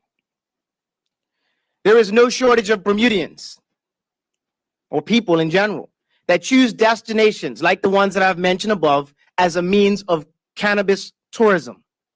Some depositing hefty amounts of money into other economies while on vacation. While the only ones benefiting in Bermuda are individuals engaged in an illegal market. Madam President, I've heard many speak out of fear. I'll probably put her on the spot. But I had this conversation with my mom last night. And she admitted, she said, I don't know. But the fear is that Bermuda will have people running around recklessly, smoking cannabis on every street corner, at every beach, and in every park. From the accounts of some of these other jurisdictions which I mentioned, quite the opposite has happened. Story time again. I have a good friend, Madam President, who lives in Littleton, Colorado, a small family town just outside of Denver. He happens to be the godfather of my 2 children. He is a well-respected educator, an author who's married, 2 beautiful children, attends mass every weekend. And I'll say this, he's a halfway decent golfer. He coaches high school football. He watches professional sports with a beer during his free time. I'm sure you get the picture. You probably all have friends like this. I asked my friend once back in 2014 when they were having their debate on regulated cannabis, what is your stance on the issue? How do you plan to vote on the issue of cannabis? His answer was actually very enlightening, and I will never forget it. He said, I am going to vote yes, because the revenue from the cannabis industry would be huge, and they were promised that it would be used to fund the building of schools. I then asked, well, how do you feel about your 2 young children and cannabis being more readily available to them as they get older? His answer was straightforward, and he said that it is his responsibility as a parent to educate his children effectively on all of the possible dangers of society. In his view, that conversation will be no different than the ones that everybody should be having every day, every night at the dinner table about alcohol and tobacco. I revisited this conversation with him yesterday, some 6 years later, and he said if he had to do it all over again, he would make the exact same decision. Colorado has so many jobs that have been provided through the regulated recreational cannabis industry. I spent some time in Colorado. During one of my visits in Colorado in 2017, we went to a baseball game in downtown Denver. While sitting on a rooftop restaurant, which is popular in Colorado, it struck me that I had been in Colorado for 3 whole days, and I had not seen, nor had I smelled cannabis. So I brought up the conversation and I said, where do all of the cannabis users hang out? Because obviously, where I come from, there's Cannabis Corner. He looked at me, he smiled, and he said, my friend, they're sitting all around us. I said, well, what do you mean? I don't see any smoke. I don't smell any cannabis. He said, it's because it's regulated. People respect it. They respect others. And they have found inconspicuous ways to consume cannabis without anyone knowing, without breaking the law, and without having to hide or be ashamed. He said, you will be hard pressed to find anyone walking around smoking a pre-rolled cannabis cigarette in public. Fascinating. Because I'm from a place where there's a prohibition on cannabis and it's open in public. As my curiosity was now piqued, Madam President, I asked if he had ever been to a cannabis dispensary. He had not, and I had not. I said, well, let's check it out. Do they let people just go and check it out? When we arrived at the location, it looked like a doctor's office. We went inside to a waiting area, and someone came out, took our IDs, and went to process them. They came back a few moments later, at which time a separate door opened. You walked into what can only be described as a jewelry store, almost, with different cases. Like, you know, a jewelry store has a glass cases of diamonds. Well, it was cannabis items in these glass cases. While we did not purchase anything at the cannabis dispensary, the sales clerk was more than happy to explain the different items, how they were available, along with a menu, a consumption chart, and key of all, talking about safeguards, I tell you, you could not leave the place without seeing warning pamphlets. I guess that's the best way I can describe them. Each item was clearly marked with huge letters on them, THC on the packaging, and the level of professionalism was second to none.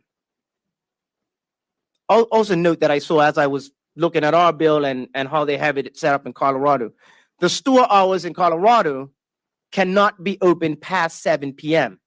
and the amount that you can purchase is limited. I've heard similar stories of individuals who have recently visited Las Vegas and most recently Toronto, Canada. Madam President, I tell that story to say that the details and provisions that the Cannabis Licensing Act 2021 contains is something that I know Bermuda can benefit from, just like Colorado, Nevada, and Canada.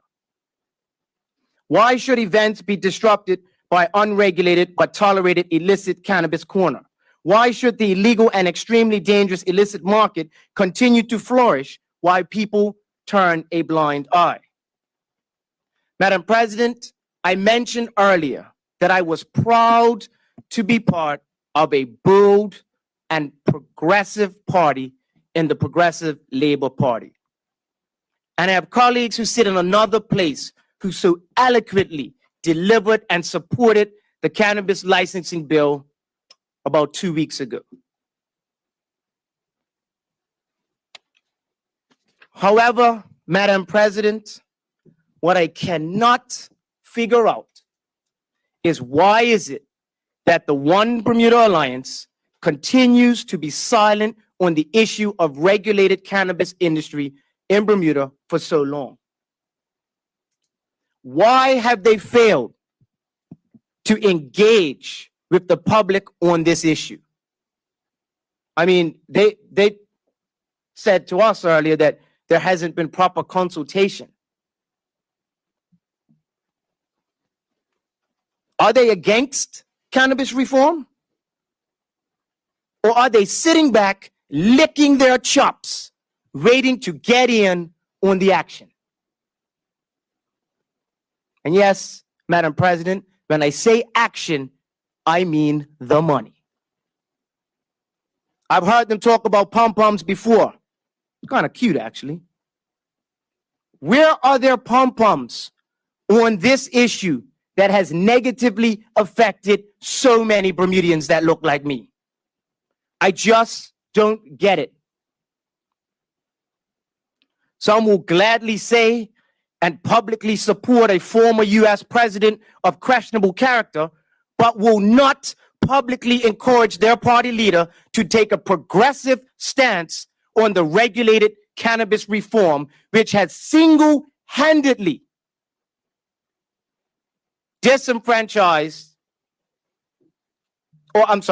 which will single-handedly liberate a huge percentage of the Bermudian public. But I guess I shouldn't be surprised, because the One Bermuda Alliance has a history of being all over the place with different issues with a whole lot of lip service, but doing absolutely nothing. Madam President, we have the opportunity, and I'll say it again, to be bold here today in these chambers. We have an opportunity to reduce the presence of dangerously laced cannabis in the illegal market. We have the opportunity, Madam President, for my son and my daughter to live in a safer community. We have the opportunity, Madam President, to increase revenues for the government. Madam President, we have the opportunity to create a host of much needed jobs for Bermudians following this horrible pandemic, from growers to retailers to transportation specialists, researchers. We have the opportunity to grow this market for those negatively impacted by previous cannabis convictions. Madam President, we have an opportunity to further educate the community. We have an opportunity to follow the example of Canada. We have the opportunity to provide a greater good for the greatest number. And by being bold and passing the Cannabis Licensing Act 2021 and introducing a long overdue regulated cannabis industry in Bermuda. Thank you, Madam President. Thank you very much for your comments, Mr. Owen Darrell. So it just leaves me to make my own comments. And Minister Peets spoke about his own history. I just need to let you know a little bit about my own in terms of my previous experience. I qualified as a nurse, and I delivered babies for a number of years. I came back to Bermuda, and I worked here in Bermuda in the general health, and then I went into the psychiatric health. I am a counselor by profession, master's prepared, psychologist, and I've worked in the field of addictions for many years. I know most of the people who are working in the field at the moment. In fact, I've helped people to attain their professional qualifications. So I've been aware and around this whole area of addictions for many years.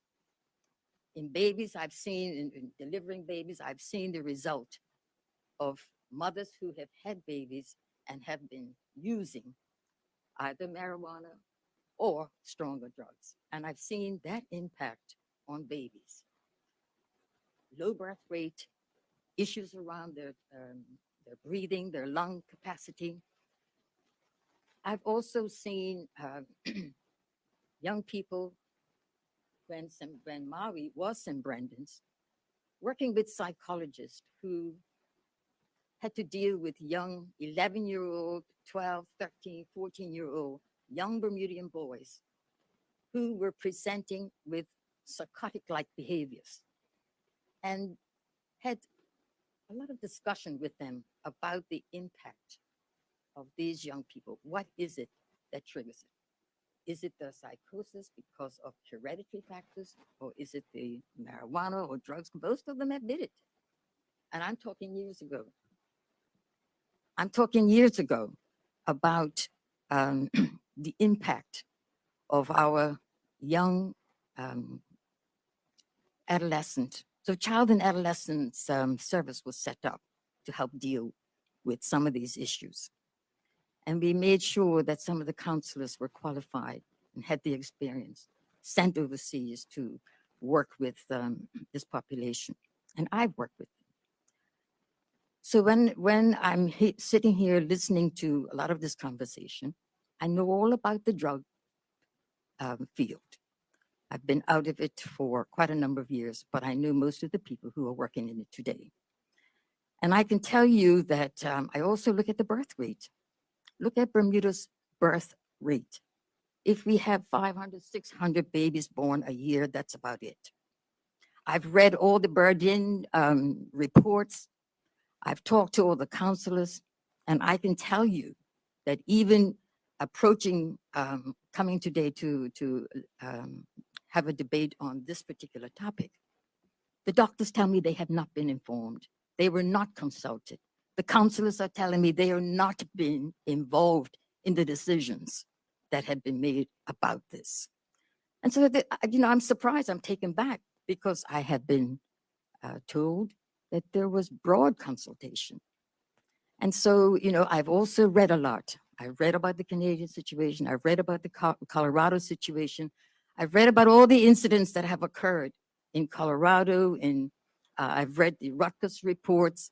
So I've done a lot of research with respect to the impact of the introduction of recreational marijuana. And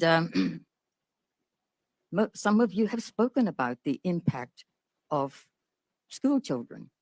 And we also know that, of course, it's been said several times that the young person's brain doesn't develop until they're 24, 25. And, and so therefore, if they're using a mind-altering drug between their adolescent period and 24 years old, there's going to be some impact. I have family members, I know people who have been exposed to it and who have had their careers thwarted as a result of making the wrong decisions. So, I've heard everything that's been said today about young people and how positive. Whether this government is seeing this as another pillar of the community, because someone asked me, is this another pillar of Bermuda's community? Is this what this is seen as? Other people have called and said, Mrs. Diller's right, our budgets were cut. I can't have the councils, I can't have the amount. And I'm not talking about just during COVID. I'm talking about before that they don't have the funding that they need to really run the service. So I'm saying to you here today that, yes, I've looked at that. I have some concerns too about the fact that while marijuana is freely available in the States, it is still a federal offense. So people will still get charged with federally having a possession of. So when I look at this, I know that it is, yes, the government would like to implement this bill and have indicated what it can do for the island. But I also ask myself, at what cost? And for me, this young population that we have, where we have a birth rate that is declining and young people not having opportunities in our education system, you've heard people speak about, the reports that have been, the surveys that have been reported. Fine for the people, who are adults who want to make the decision, but they shouldn't be making the decision for the children. And sometimes the children are exposed. It's don't do what I say, do, or do what I do, or whatever it is. You're trying to teach, but you have to be very, very firm in your convictions when you're bringing up children in this environment. Bermuda's a very small place. It's a very small place, and a lot of people know one another, and they know. And I have a number of people who are not related to me who call me aunt, uncle, and they tell me what goes on in their homes. And sometimes if it's a female-headed, it's not that I'm decrying female-headed homes, but it is important for our young people to have both male and female people who are guiding them and telling them what they should or should not be doing. So I've spent a lot of time reading up on all the surveys. I've talked to people in the Caribbean, both in Jamaica. I've talked to friends who are in the health profession as well as counseling profession in Trinidad, all through the Caribbean. I have another family member or brother who lives in St. Kitts and Nevis. So all over the Caribbean, as well as Australia and England. So I think a lot of Bermudians are connected internationally. And so we try to find out what is going on in other jurisdictions. So I've thought very carefully about this bill and I've read about it, but I have a major concern about our young people, our children. And so I will say to you that while I appreciate that this bill, what the government would like this bill to do, the Cannabis Act is about creating, I think, another pillar of the economy of this island. And while saying nothing about the possible deleterious impact of this on the society in creating other social problems. And until the bill speaks to its positive effect on crime, mental health, and social alienation, I cannot, at this point, support this proposed Cannabis Licensing Act 2021. And those are my comments. Thank you.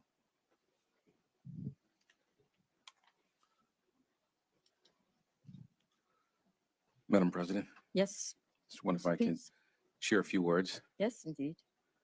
I'll try to keep my words brief. The irony of me sitting here today regarding this conversation is just really surreal. So I would share with all who are listening. I'm not speaking for all addiction counselors. I'm not speaking for all pastors. But given what I've heard today, I've tried to jot a few notes, and I certainly thank this honorable chamber for a little bit of liberty regarding points of order. I mean, most of the senators here are relatively new. You know, we're not necessarily experts in any particular field, and we're still getting used to the protocols and the procedures within the Senate. Having said that, I'm certainly thankful for a little bit of latitude that's been given today. I noticed a number of points of interest I could have spoke to, but in the interest of allowing the conversation to flow and having people an opportunity to really communicate is more important to me than trying to hammer down a point of order. Having said that, the most obvious thing to me would be is all the senators here today. We're here because we're appointed. It is, however, our duly elected members of parliament. They're elected to represent the ideas as well as the wishes of those who elect them. I've heard today that somehow this is the commercialization of cannabis and that there is money being put first. The truth of the matter is, I haven't met a single drug dealer who doesn't deal drugs simply for the money. They're not concerned about the health or the welfare of the individuals they're selling drugs to. They don't even care about the product, what it's doing to their customers. Over the years I've spent, I can't begin to tell you how many times since the beginning of the last 20 years, I've had opportunities to go look for clients inside crack houses. I've unfortunately had the opportunities to work with persons in recovery and their family members to go and pay off drug debts. You know, when you go pay off a drug debt, they don't give you a receipt. When you go buy drugs, they don't give you a guarantee of quality. What happens to you after that is of no concern to them.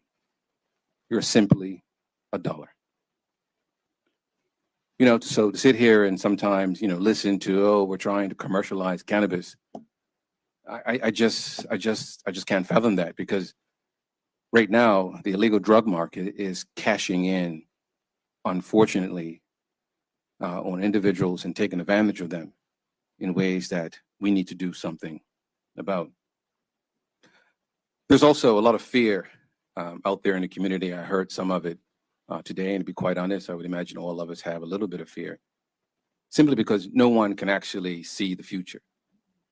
One of the senators wanted to know whether or not there was hard data to prove something. I'm like, well, the data doesn't exist. The truth of the matter is we don't have a crystal ball, but To be honest, I really don't need a crystal ball. I know what this illicit drug market is doing today. Mhm. I know what it has done in the past. To do nothing about it and to allow the existing situation to persist is irresponsible. Certainly doing something about it, particularly as it relates to this bill, is more than reasonable. So I really don't know how doing nothing and leaving the status quo is actually safer than engaging in a regulatory regime. There's also this idea, unfortunately, because it's not true. Education, everything we do about prevention, and everything we're doing about abstinence, those three things remain. This bill does not erase our responsibility about educating people about the ill effects of drugs. It doesn't do anything about, it doesn't take away from our responsibility from engaging in all of the prevention ideas and activities that we are known to do all this time. It doesn't take away from that. It doesn't do anything about the message about abstinence when you're in treatment. Actually, in my opinion, this is my humble opinion, of course, this particular bill actually gives more resources, more attention, and adds to the equation of all the other things that I've just mentioned to actually help us to do those jobs that we are dedicated in doing. I did sort of put together a bunch of notes. They're all over the place, so I do apologize, and I'll try to sort of bring it all together. Because I don't really know, based on what I've heard today, if anyone is still on the fence. And if anyone is still on the fence, I certainly want to do my level best to try to encourage that individual to see the merits of this bill and to see that doing nothing and allowing us to go back to an illicit drug market and allow it to continue is something that is not really in our best interest. One of the things that I certainly want to bring to our attention is that the war on drugs is not working. And we need to have more than a just say no approach as it relates to our strategy. The safety of our children, the safety of our people, especially our young people, is at the heart of this bill. There is no safety, no concern about drug dealers right now out there in the community. They will sell to anyone who has money, and they do not care about where the product ends. That's the reason why government stepping in and doing something in this regard is far better than leaving it the way that it is. You know, if you just walk up and down any street on any given day, you know, you see alcohol everywhere. I've spent a few amount of hours when I can at some of our AA meetings and particularly some of our NA meetings in the community. And I do apologize for the self disclosure there. But if you ever sit through a NA meeting, it is said every meeting, alcohol is a drug. But I can't turn on the television without seeing an alcohol commercial. I can't go to the grocery store without seeing alcohol. Alcohol is toxic to the body. It's literally poison. What alcohol enjoys right now is popularity. It's considered to be sexy. It's considered to be in vogue. It's a part of how we socialize and so on and so forth. The unfortunate part about cannabis, given its history, it's how Big Pharma, for example, in the early 1900s, did everything they possibly could to demonize and weaponize cannabis. They were also the ones who actually coined the phrase marijuana as a way of attacking Mexican Americans and the like. So what is true today is, in my opinion, persons in our community continue to smoke cannabis. Regulating cannabis is better than doing nothing. So there are some truths that probably would need to be reiterated, and I'll try to do that and wrap up. This bill would not legalize cannabis. This is a cannabis licensing bill. This bill is not going to permit people to smoke cannabis anywhere they want, whenever they want. There are certain offenses under the Misuse Drugs Act, like supply and possession of cannabis above 7 grams without a license, still remains punishable under law. Our driving while under the influence of drugs is still punishable by law. And to the question on whether or not we can test sobriety at checkpoints for cannabis, we can do that. Actually, if anyone is actually in a sobriety checkpoint, if the person is suspected to be under the influence, that word suspected means the person who is responsible for enforcing the law doesn't know what the person is under the influence of. It could be prescription drugs. It could be alcohol. It could be something else. We certainly don't know. And you can refuse to give a breath test, but it doesn't stop the law official from exercising his or her duties to protect the safety of the public. If they surmise that the individual is driving under the influence, that will also be true, and it's still true, and it's currently true if you're driving under the influence of cannabis. I practice, of course, abstinence for personal reasons. There's no need to go into that. So I'm neither pro-alcohol or pro-cannabis. But I do support the efforts regarding prevention and treatment, Madam President. And like you, of course, I wouldn't be where I am today if not for your efforts. You have mentored individuals who have also mentored me, and I, in the past year, have at least helped at least 3 other individuals receive or at least be in position to receive their certification as addiction counselors. And that work for me certainly continues. So, Madam President, I'm certainly encouraging this Honorable Assembly to support this bill, because in my opinion, it actually gives us the best opportunity to offer protection and regulation in an environment where our friends and family neighbors choose to engage in cannabis illegally.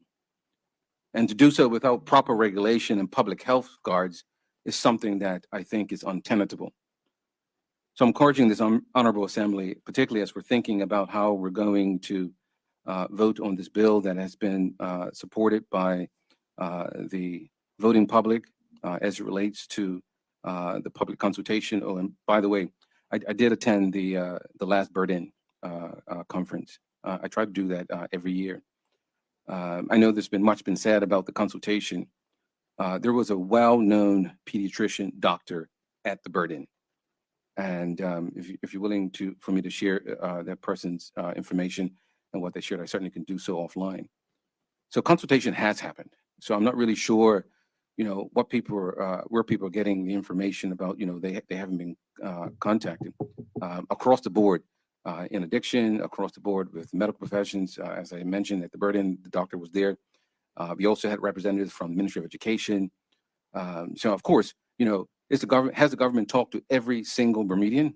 No, that's almost impossible. But not every single Bermudian is even interested in answering the call to join the conversation to begin with. There are individuals out there who need our assistance. And at some point, we're going to have to do something. Allowing them to continually go through the criminal justice system, it's a very expensive way and an unnecessary way for people to find help as it relates to some of these things. So, Madam President, in closing, we're civilized. We're about law and order. And bringing order and regulation is a reasonable and responsible thing for us to do. Thank you, Madam President. Thank you.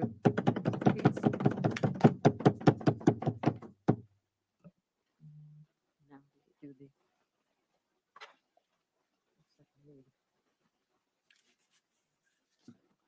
Mr. Peach, you will do the second reading. You got your papers before you. Thank you, Madam President.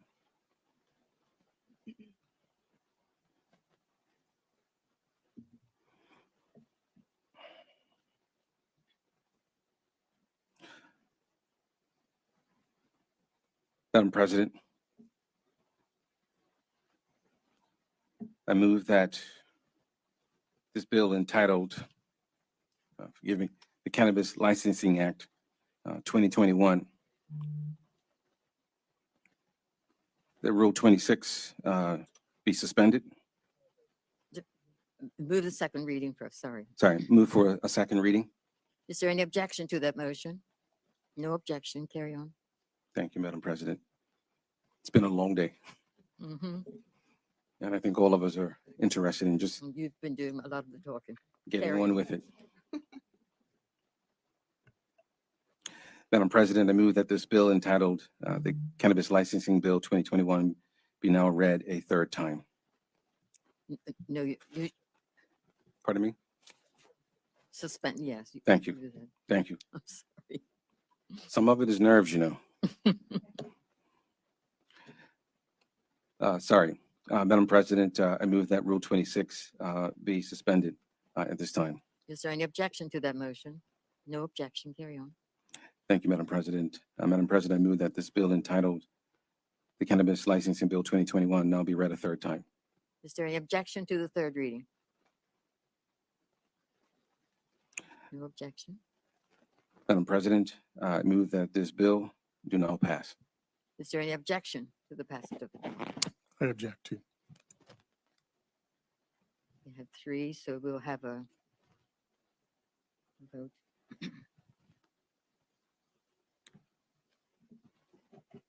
A division.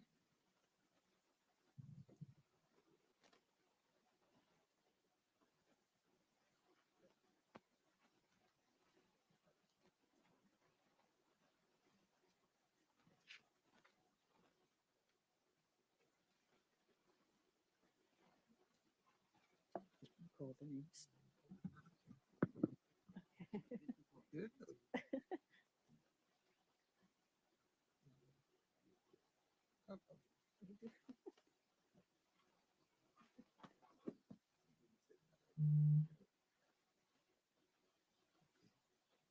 Senators, we're going to now have a division. This is on the pass motion for the bill, okay? Okay, so Senator Smith, Nay. Senator Smith, nay. Senator Tucker, Nay. Senator Tucker, nay. Senator Jones, Nay. Senator Jones, nay. Senator Peets, Yay. Senator Peets, yay. Senator Darrell, Yes.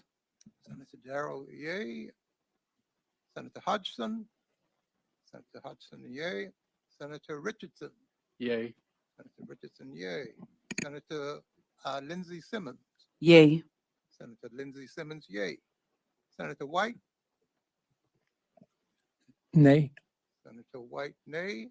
Senator Michelle Simmons, Nay. Senator Michelle Simmons, nay. And Madam President? Madam President, nay.